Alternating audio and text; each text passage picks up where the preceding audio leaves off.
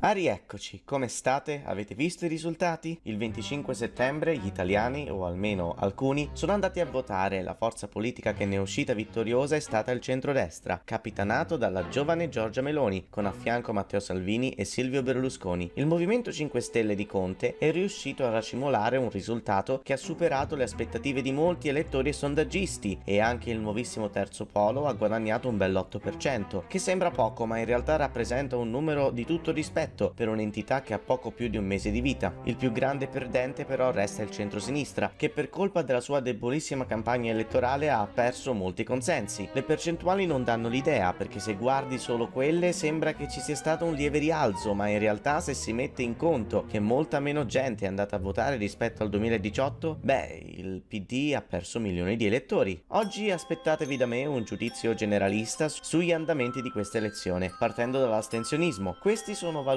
da elezione amministrativa, non nazionale. Se il 64% solo degli italiani si è recato alle urne, vuol dire che esiste un alto 36% che non si sente rappresentato e che non ha fiducia nei partiti, e non è facile dargli torto. La caduta dell'ultimo esecutivo è stata vista dal popolo come una mossa irresponsabile, soprattutto in un periodo come questo, dove rischiamo il collasso economico e energetico. Draghi, nel bene e nel male, offriva stabilità e godeva della fiducia di molti, secondo i sondaggi. Poi ci sono anche molti problemi logistici. L'Italia è l'unico paese nell'Europa continentale dove una persona può votare solo nel suo comune di residenza. Quindi se sei un pugliese che lavora a Milano, devi prendere un aereo per tornare a votare, mentre se vivi in Australia basta che vai all'ambasciata o al consolato più vicino. Spesso puoi anche votare per posta. Il nostro sistema elettorale è così difettoso che risulta più facile votare per una persona che vive a 14.000 km dalla capitale piuttosto per uno che vive entro i confini. Aggiungi pure il fattore meteo del meridione e improvvisamente questa cartina di disparità ha molto più senso. Spesso sono proprio i giovani meridionali a vivere fuori dal loro comune di residenza per studiare o lavorare, quindi per loro votare è indubbiamente più difficile rispetto ad altre persone. Spero che il prossimo governo faccia qualcosa per risolvere questo enorme problema nel nostro ordinamento, anche se non sono molto ottimista, visto che le priorità sembrano essere altre. A proposito, ecco cosa ne penso di Giorgia Meloni.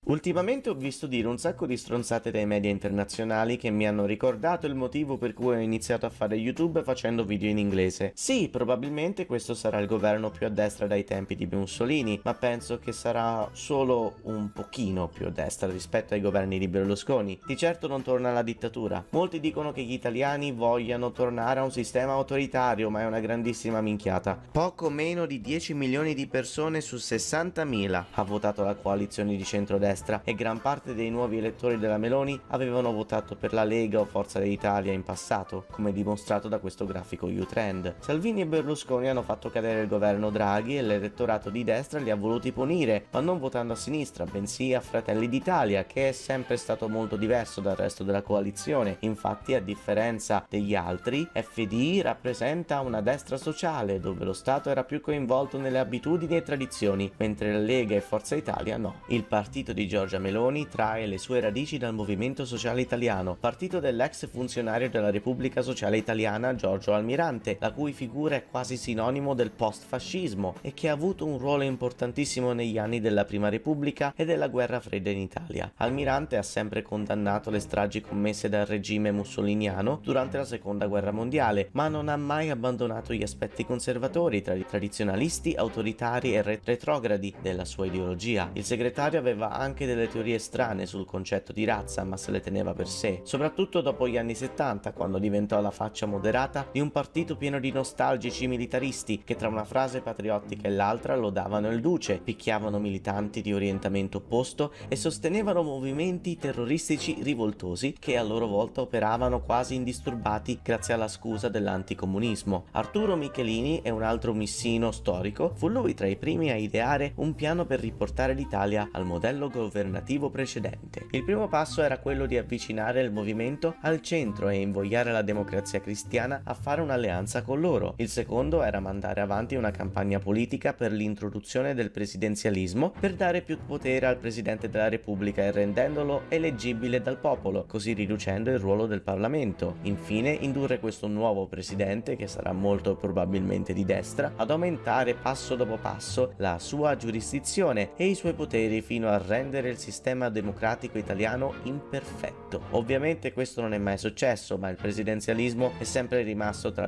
le proposte principali dell'MSI. In difesa di Almirante si pensa che tra i suoi ultimi desideri ci fosse stato quello di portare il suo partito verso una strada lontana dal fascismo, via che fu presa dal suo erede Gianfranco Fini, che tra il 1995 e il 2010 ha cambiato nome passando dal Movimento Sociale Italiano ad Alleanza Nazionale, portando il partito verso il centro, senza proporre il presidenzialismo, seguendo a ruota Silvio Berlusconi. Ma la matrice autoritaria, la fiamma tricolore, insomma, non si è mai veramente spenta. Ai tempi e tutt'oggi è ancora vivissima la convinzione da parte di molti colleghi della Meloni che ci sia bisogno dell'uomo forte, che metta tutti in riga in un sistema presidenziale, ed è per questo motivo che nel 2012 i rivali interni di Fini fondarono Fratelli d'Italia, nuova forza politica che intendeva tornare alle origini.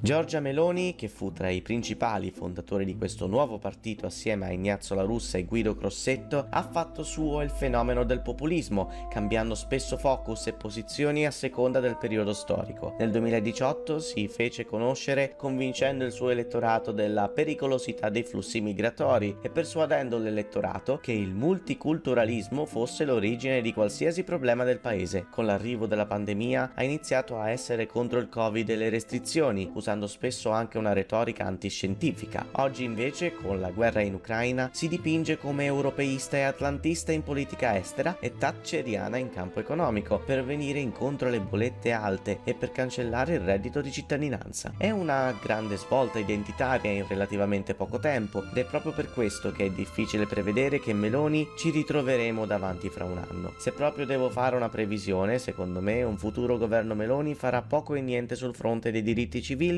e sociali e sulla sostenibilità energetica, ma potrebbe anche coinvolgere l'Italia di più nel conflitto con la Russia. Per quanto riguarda le istituzioni, l'idea del presidenzialismo potrebbe prendere forma, magari non per riportare l'Italia alla dittatura, ma sicuramente per garantire alla destra di rimanere al governo per i prossimi 5 anni. L'Italia ha molti problemi che vanno ben oltre l'immigrazione clandestina e le cosiddette lobby LGBT che vogliono toglierci la famiglia tradizionale. La scuola fa pena, gli stipendi non aumentano dagli anni 90, la ricerca è in stand-by, i giovani scappano, il debito pubblico aumenta, le disparità economiche crescono, i contesti lavorativi malsani sono tanti, i rigassificatori vanno riaperti e il paese necessita urgentemente una riforma per le pensioni, ma il programma di centrodestra non sembra per niente improntato sul trovare soluzioni per queste problematiche gravissime. Quindi prevedo che il prossimo esecutivo sarà semplicemente una grande perdita di tempo per tutti noi, ma con tanti meme. Spero di sbagliarmi e che Meloni si renda utile, ma spero soprattutto di avere ragione quando vi dico che non ci saranno rivoluzioni autoritarie. Un altro motivo per cui dubito altamente che diventeremo una dittatura fra 5 anni è che solitamente le non democrazie non ricevono fondi dall'Unione Europea e la Meloni sa che l'Italia ha bisogno di quei soldi. Se l'Italia va a rotoli col cazzo che verrà rieletta, quindi tutto sommato la democrazia va benissimo.